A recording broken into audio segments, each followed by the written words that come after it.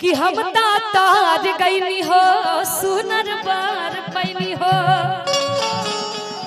कि अपना राजाऊ के प्यार में सवार गईनी हो कि एक खुशी रहे लगावारे सखी पिया। जैसे वो डांस करेंगे आप भी कीजिएगा, ठीक है हमारे जैसे कि सखी पिया दुलारे भागवत रे डेला के कि सखी पिया दुलारे आय हाय रे सखी पिया दुलारे आय हाय रे सखी पिया दुलारे आय हाय रे सखी पिया दुलारे तार गईनी हो सुंदर तार गईनी हो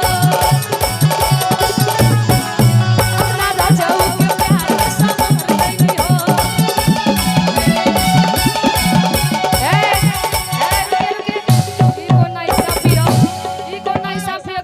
पैसा देके जाता रहा, गुलाब का फूल देके जाता रहा यार, ई ना मनाई, ई ना मनाई, सही बात बानू, ई ना मनाई। हमारे वो गुलाब का फूल लावा यार, उन्हों खाती को मोनी लावा यार कि हम तार गईनी हो सुनर बार पैनी हो। अच्छा आप किसके तरफ से है, दूल्हे के तरफ से या दुल्हन के? दुल्हन की तरफ से। तो भाभी जी कहा तरीका कि हम तार गईनी हो सुनर बार पैनी हो कि अपना राजाऊ के प्यार में सवार गईनी हो कि एक खुशी रहे लगा मारे सखी पिया दुलारे आय हाय रे सखी पिया दुलारे आय हाय रे सखी पिया दुलारे आय हाय रे सखी पिया दुलारे आय हाय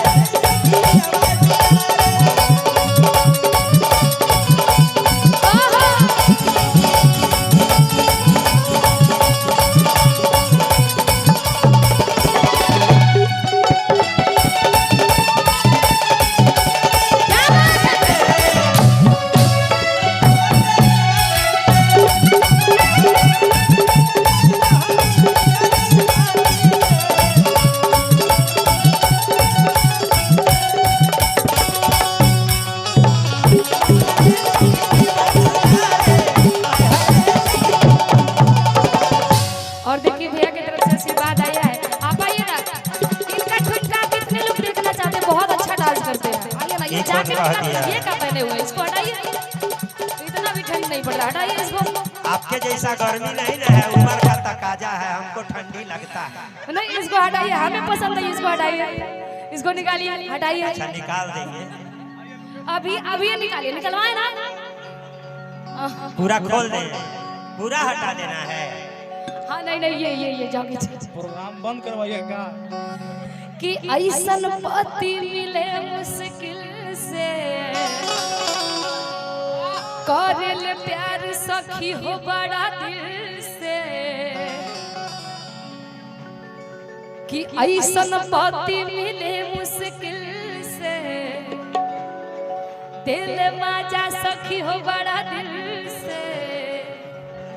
अब देखिएगा डांस इधर आगे आइए। अच्छा हमको बहुत अच्छा लगता है आपका डांस, वाकई में, आप मानिए ना मानिए लेकिन आपका डांस मुझे अच्छा लगता है। देखिएगा कि ऐसन पति मिले मुश्किल से दिल माजा सखी हो बड़ा दिल से।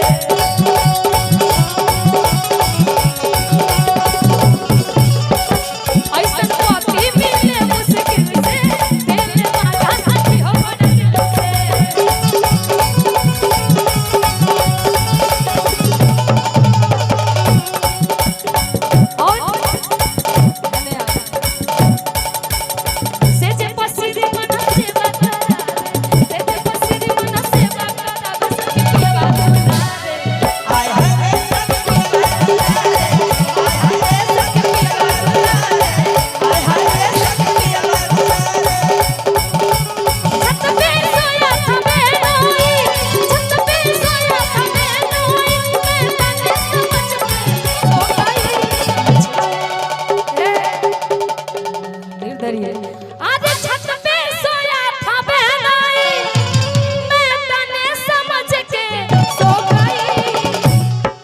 अरे मुझको नाना जी माफ